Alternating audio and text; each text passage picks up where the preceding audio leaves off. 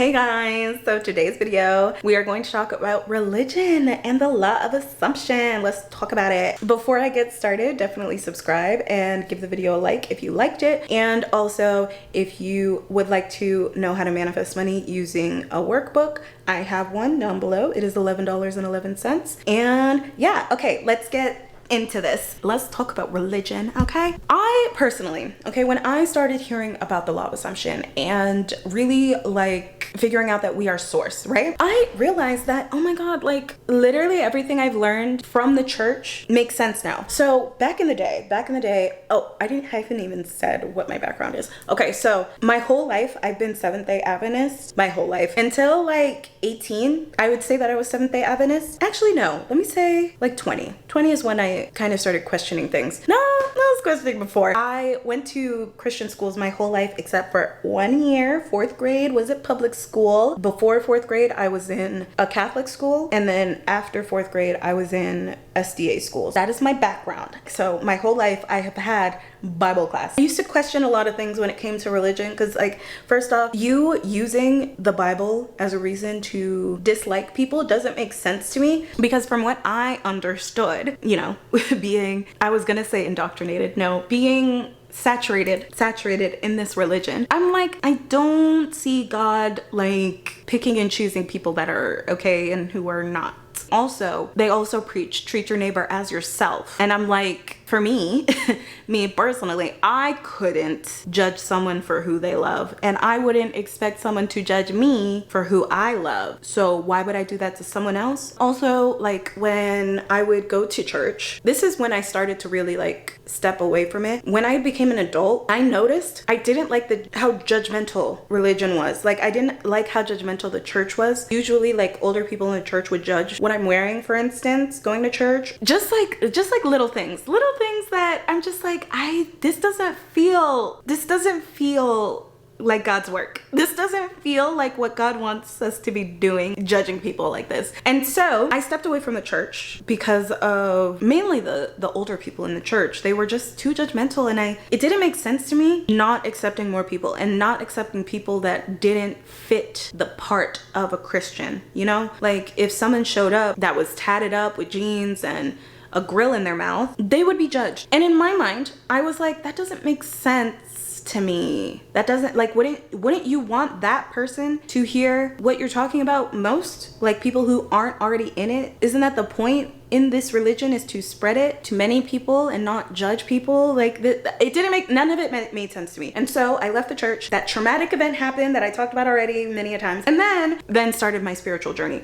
And so all that to say, I still even though I stepped away from the church, I still believed in God. Also, another thing that didn't make sense to me was how we prayed. It didn't make sense to me because in my mind, I'm like, okay, myself would not talk to my dad like that. I wouldn't talk to him like he wasn't a human. You know, like I would talk to him like I'm talking to you guys right now. I would cuss. I would use anger. I would use emotions. I would, you know, like, and I would have conversations with God. And I felt like he was cool. Like we was cool people until all my trauma happened. That's when I was starting to question God in the first place. And now, all that to say, coming back around, I now learned about law of assumption, and all of a sudden I was like, okay, I didn't even decide. Like, so when I found the law of assumption, it took me down the journey of now finding God again, and really like the true authentic God, you know? It started with like me seeing verses that were like, we were made in God's image. And then I was like, okay, but if I gave you some clay right now and I was like, make this clay into a giraffe's image, what would you do? You would probably make it look like a giraffe. You would probably, if it had to move, like maybe you had to animate it, it would probably walk like a giraffe too, no? Because you're making it in a giraffe's image. Let me actually look up the verse. Okay, so Genesis 1:27 says, so God created man in his own image. In the image of God created he him. Male and female he created them. Also, going into Revelation 22:13, it says, I'm the Alpha and the Omega, the first and the last, the beginning and the end. So if we were made in the image of that, what would we be? Because if I gave you a piece of clay and I was like, make this into the image of a giraffe, you would create a giraffe. And so if I gave you clay and I was like, make this into an image of God, you would create a human, because we were made in the image of God. Wouldn't you create a human? Because that's what God is. God is us, all of us. God is everything. So that means we were made in that image of everything. It means we're everything, right? That's why I always say that like people who have this background in religion, like already have that basis of believing in God, manifestation should be so easy for you. Because like I even said this to my mom. I was like, Mom, you have spent 60 years believing in this God of yours, yet you don't have faith that he can provide you with a steady income with you not working. Why did you have faith in him? What was the faith for? What was the point? Why did you have faith in him then? What was the reason? Is it because the only time it actually matters is when we're dead? That doesn't make sense. All that to say, I feel like anybody who has a background in religion and has grown up believing in God and still believes in God, please, I beg of you, please. You don't have to affirm. You don't have to do anything. If you have that basis of belief in God, all you have to really do is be like, I know God got this. I know God got me. So I don't have to worry. Where's the wavering? Where's the opposing thoughts? Where, like, they won't exist because you have that baseline of belief in God. So why would you affirm? Why would you visualize? You don't need to do that. You already have that faith. So all you need to do now is just be like, okay, God, I want this, and I want this. And he's like, okay, ask and you shall receive. That's it. That actually, I'm pretty sure that's another verse. Hold on. I really should have looked all these up before I made this video. It's fine. It's fine. Oh, it appears twice in the Bible. Thank you very much. I actually knew Matthew 7:7. So in Matthew 7:7 and in Luke 11:9, ask and keep on asking and it will be given to you. So that's Matthew 7:7. Luke 11:9 says, ask and it shall be given to you. That's it. That's all you gotta do. That's it. Nothing more.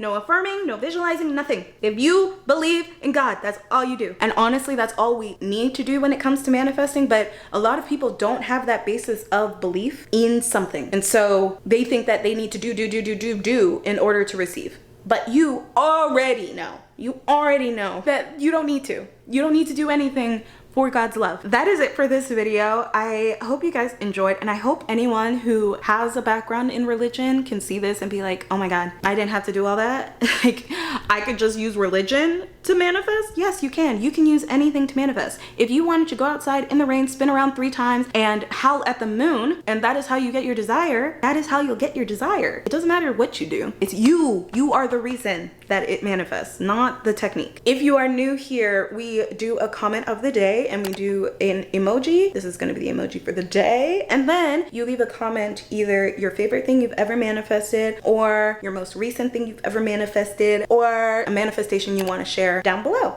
So that is it for this video. I hope you guys enjoyed. Definitely subscribe if you haven't already, and give it a like if you haven't already. I also have a magical workbook on how to manifest money, and that is also down below for $11.11. And I will see you guys in a later one. Bye.